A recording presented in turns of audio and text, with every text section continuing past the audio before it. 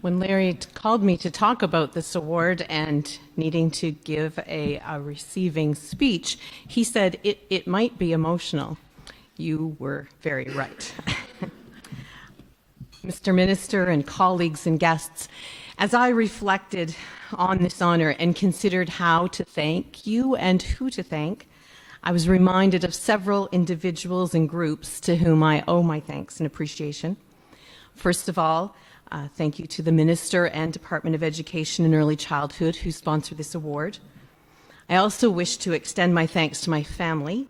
It's my pleasure to have my mom from Ontario, my husband Garth, and one of our children, Kenton, here with me to celebrate this evening. My family have been the ones that have given the most in this adventure of the principalship. I recall with some fondness and humor now, one particular afternoon when I was working on my master's and we had little kids at home. It was long before the days of online learning, so I dropped into the house to drop my work bags off before I drove here to Fredericton to go to class. We had had a family discussion about whether it was time for Mom to go and get back to school. And as I left the house that night, the scene is forever etched in my mind. Garth is at the stove, he's cooking grilled cheese sandwiches. The smoke detector's going off because he burned the grilled cheese. One child is having a meltdown literally under the kitchen table because the smoke detector's going off. The other child is having a meltdown saying, I don't know why I have to learn the stupid times tables anyway. This homework is awful. And so I said, see you later, and I headed on to my class. So thank you for all that you've done to support my journey. There were lots of sacrifices from them. Next, I wish to acknowledge a colleague, my very first teaching colleague, Dave Conley, and I'd recognize him in terms of representing all of the amazing colleagues with whom I've worked over the years. Dave lives in Ontario, and because I couldn't tell anyone about this, I'll be talking to him later this weekend. Back in 1985, I'm that old, he was my first host teacher as I was a student intern. And I was a student teacher at Tom Longboat Junior Public School in Scarborough, Ontario, in Dave's class, which is now part of the Toronto District School Board. Dave and I were teaching 34 9-year-olds in a portable in June. It was really hot and it was really crowded. I picture I have etched in my memory about Dave and all that he taught me as one of two little boys in grade 4 having a fight on the playground, a disagreement. Dave walked gently up to them and in one motion, putting one arm around one boy and the other around the shoulder of the second boy, he talked to them as he walked up the steps to the portable classroom. Dave had built relationships with those boys and he was ahead of his time. He knew the value of relationships before social emotional learning was even a thing. Lastly, I would wish to thank my students and some former students in particular. One of the awesome pieces of working in the same community over a period of time is interacting with former students as young adults. Hanging out with young adults brings me hope. Jake is now 21 years of age. Last weekend, I went out for lunch with a friend who happened to be Jake's mom. Jake heard that his mom and I were going out for lunch, and he said, well, why aren't you coming to my dining room? Jake's summer job is in a local cafe, and so off we went to lunch, where Jake and his friends treated us like royalty. I watched Jake interact with the public, handle a small crisis in the restaurant, and work so beautifully with that adaptable, personal, problem solver approach and that stance that we hope for all of our students. When Jake introduced us to one of his friends with whom he worked, he gave me the highest award I could hope for. He said, this is my mom, and this is Heather, my other mom. Thank you, Jake, for giving me hope. Jason was a student, and I was his principal for his entire K-5 career.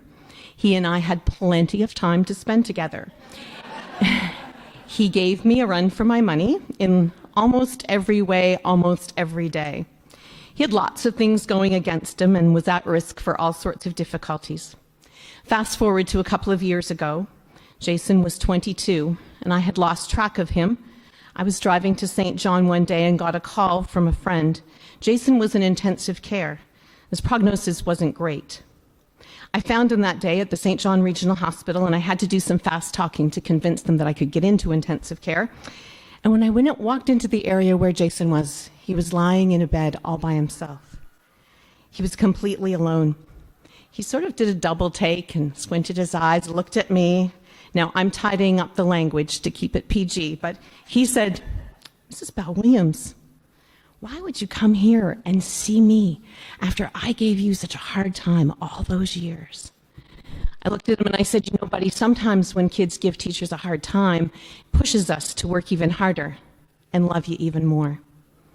We talked some more about other things, and all of a sudden he stopped and he switched gears and he said, "Wait, do you have a list?"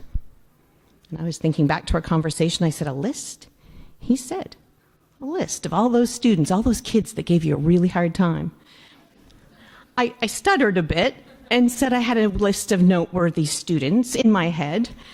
And he said, "Am I on it?" And I nodded.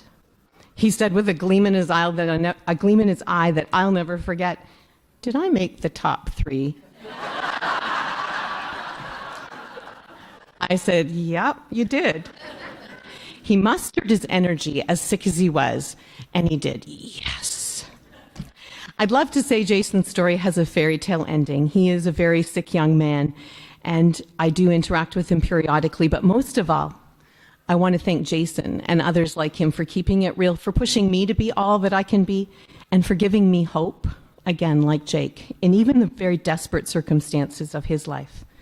The last student I'll thank is one who you've heard from her parents already, who in her short life lived up to her name, Kira Hope Hartford.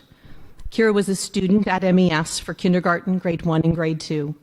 And during the spring of grade 2, as you heard, she succumbed from the side effects of her chronic illness. Her short life and death has taught all of us in our school community about hope. Hope in every circumstance to defy the odds and to continue moving forward. I'll close with a thank you to all of my former students. I'm quoting Michelle Obama in her newly released book, Becoming.